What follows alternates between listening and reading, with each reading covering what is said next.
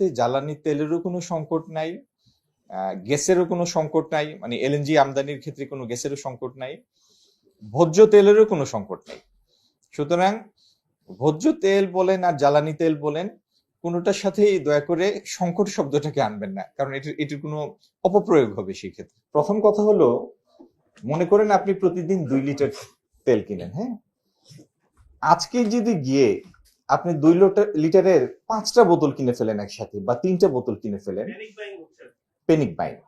তা আমার প্রথম অনুরোধ ছিল আপনাদের কাছে, প্যানিক বাইতে যাবেন না, এটার কোনো প্রয়োজন নাই, কারণ বাজারে পর্যাপ্ত ভোজ্য তেলের সরবরাহ আছে। আপনি একসাথে 5টা কিনে আরো 4জন কনজিউমারকে খামাখা একটা সংকটের মধ্যে ফেলে দিবেন, এটার কোনো প্রয়োজন নাই, কারণ আপনি কালকে গেলেও এটি পাবেন।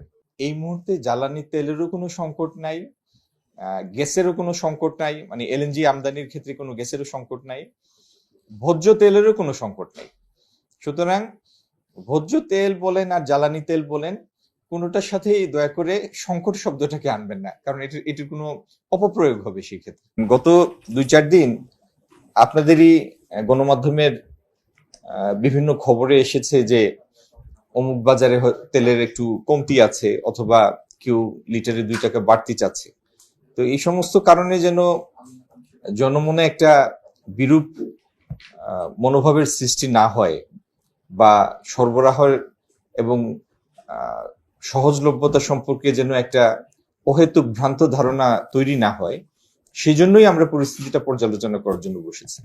তো আমরা যেটা আমদানিকারক এবং এখানে যারা রিফাইনারি মালিক, তাদের সাথে বিস্তারিত আলাপ করার পরে যেটা আমাদের কাছে লব্ধ তথ্য যেটা আছে, সেটার ভিত্তিতে আমাদের মূল্যায়ন হলো যে বাজারে ভোজ্য তেলের পর্যাপ্ত সরবরাহ আছে।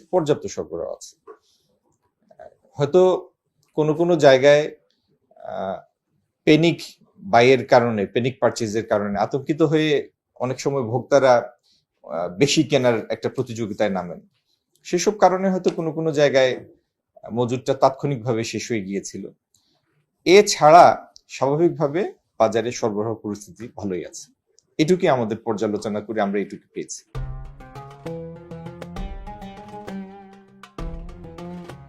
না, আমার কথার মধ্যেই আপনার প্রশ্নের উত্তর আছে।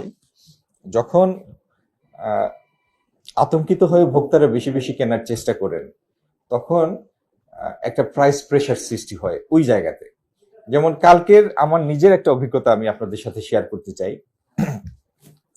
প্রথম আলোর একটি রিপোর্ট কালকে দেখবেন শেওড়াপাড়ার উপর। তো রাত্রে 9টার সময় শেওড়াপাড়াতে গেলাম আমি আর বাণিজ্য সচিব, গিয়ে দেখলাম রাস্তার ওপরের 2টা দোকান, স্বপ্ন আর বেস্ট বাই, দুটাতেই ভোজ্য তেল পর্যাপ্ত আছে। দামের তো লেখাই আছে বোতলের গায়ে। আবার বাজারের ভিতরে গিয়ে একটা দোকানে দেখলাম, জিজ্ঞেস করলাম যে ভোজ্য তেল আছে কিনা।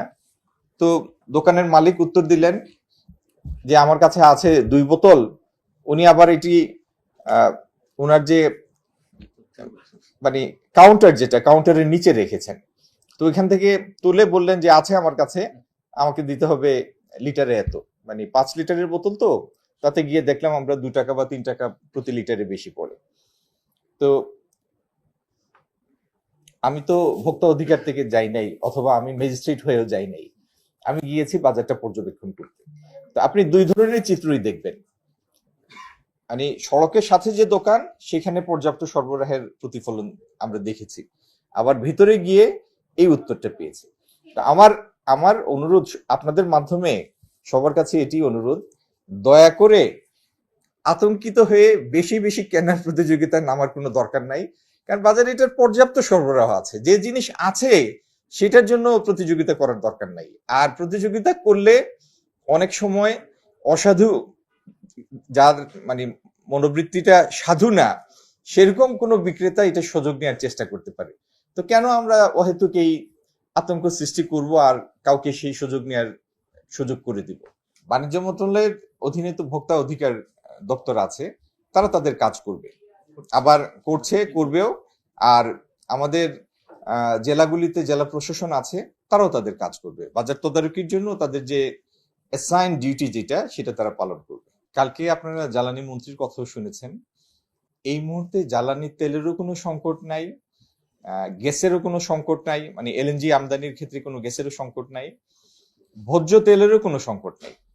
সুতরাং ভোজ্য তেল বলেন আর জ্বালানি তেল বলেন, কোনোটার সাথেই দয়া করে সংকট শব্দটাকে আনবেন না, কারণ এটির কোনো অপপ্রয়োগ হবে সেই ক্ষেত্রে।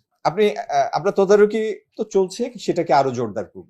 না, আমি আমি আমি আবার আমার কথাটার পুনরাবৃত্তি করি, আপনারা একটু মাথা ঠান্ডা করে কথাটা শোনেন। হ্যাঁ, প্রথম কথা হলো, মনে করেন আপনি প্রতিদিন 2 লিটার তেল কিনেন। হ্যাঁ, আজকে যদি গিয়ে আপনি 2 লিটারের 5টা বোতল কিনে ফেলেন একসাথে, বা 3টা বোতল কিনে ফেলেন, প্যানিক বাইং। তা আমার প্রথম অনুরোধ ছিল আপনাদের কাছে, প্যানিক বাইতে যাবেন না, এটার কোনোই প্রয়োজন নাই, কারণ বাজারে পর্যাপ্ত ভোজ্য তেলের সরবরাহ আছে। আপনি একসাথে 5টা কিনে আরো 4জন কনজিউমারকে খামাখা একটা সংকটের মধ্যে ফেলে দিবেন, এটার কোনোই প্রয়োজন নাই, কারণ আপনি কালকে গেলেও এটি পাবেন।